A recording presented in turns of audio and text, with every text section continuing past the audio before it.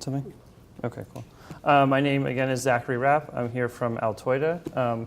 Altoida developed a digital biomarkers platform that is leveraging smartphone sensors to measure cognitive outcomes. The first product at Altoida that we developed was our Altoida Neuromotor Index.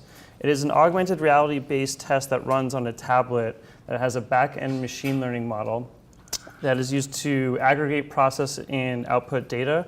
And the application is used for screening mild cognitive impairment due to Alzheimer's. This device right now is an FDA-cleared CE mark device that fits into Medicare reimbursement codes.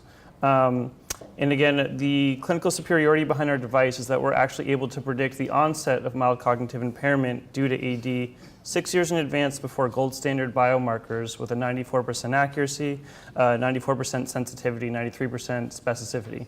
On the top right-hand corner, I'm sure as you all being in the clinical area know these epidemiologies numbers just as well or better than I do.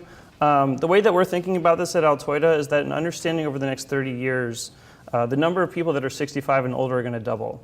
It's going to account for 17% of the global population. And of those individuals, the number of Alzheimer's patients in that age group is going to triple to about 135 million.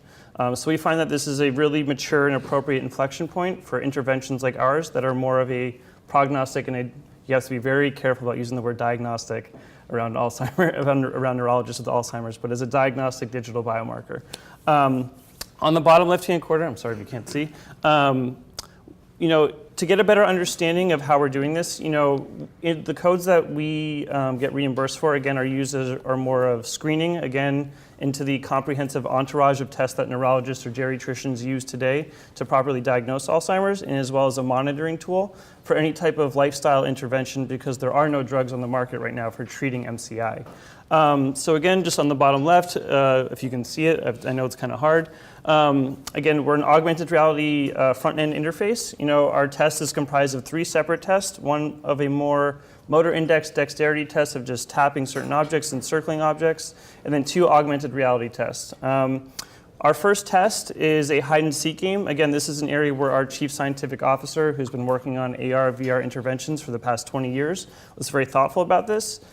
He chose tasks that were universally friendly and not contingent on education, ethnicity, language, or culture, that were more friendly to the average individual.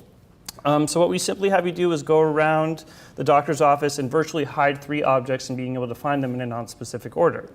Now, the second test is a bit similar but a little different in the sense that we assess a different battery. We simulate, again, a universally friendly task being a fire and have you go around the room placing an alarm, a phone, and a book. And if there was an actual fire, what would you do? You would hit the alarm, you would call the fire department, and you would grab any object of yours, which we have as a book. Now, how this works, given our clinical superiority, is that we're actually tracking micro errors through the tablet's gyroscope and accelerometer.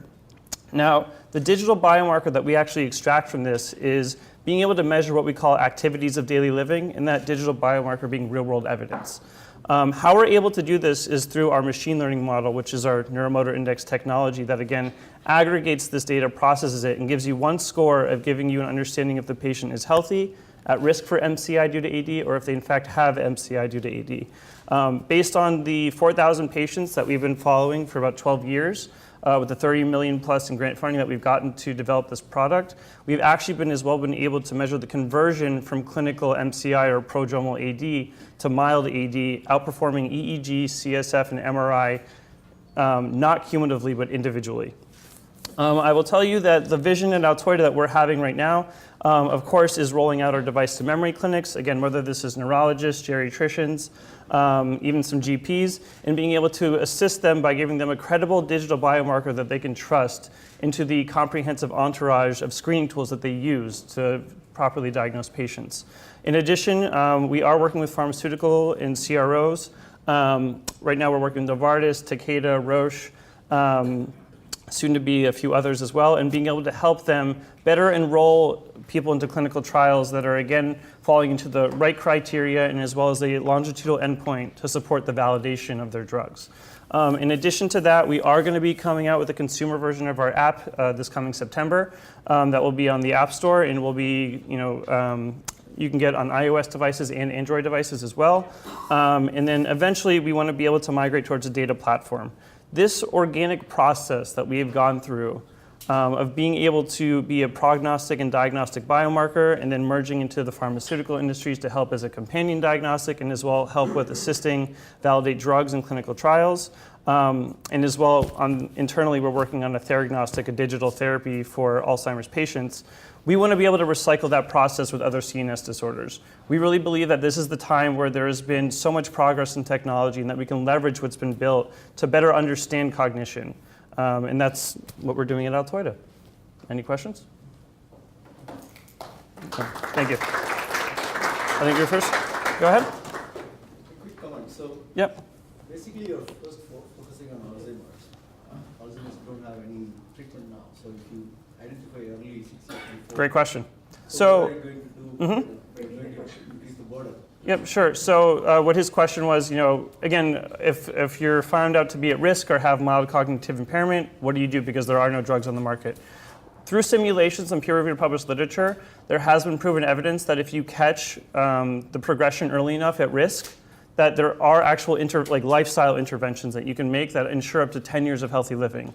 Now this goes around, of course, the traditional, better exercise, cognitive exercise, Mediterranean diet. Something very important is actually being able to monitor and properly treat other co-conditions like diabetes and heart disease, as not being able to treat those comorbidities can actually accelerate the cognition decline process, and of course not smoking and regulating drinking. Yeah, actually there are some drugs coming up, so I know Yep. there's some work, but this will be for the future very good. But I would suggest my comment would be to focus more on like depression and some other diseases where you can immediately have some value to the patients and the system. Mm-hmm. No, I appreciate that. Thank you. Go ahead. What's a gold standard biomarker for Alzheimer's disease? So like ATN, amyloid, tau, or any other typographic biomarker like EEG. So if you're using a PET scan, looking at tau levels or amyloid levels, of course a blood biomarker, which we're actually right now being assessed at Harvard Med School, actually competing with its diagnostic accuracy, not prognostic. Go ahead. Question. So you mentioned the accuracy, and you also mentioned the kind of tests that are done. How much time is required for the patient to be doing these VR tests to gather enough data to achieve that accuracy? Great question. So how this fits into the workflow, which is actually just as important as what we're actually able to deliver. We traditionally have patients come into the doctor's office. They're doing a 10-question questionnaire for more of screening, taking any medications, have a caregiver. We have them do the WHO-5 for their depression component. And then the test itself in the doctor's office takes 10 minutes on average. Sometimes it takes 15. Right. And then the results are immediately uploaded to our patient portal where the physician can immediately leave the office and go to his or her computer and get the results.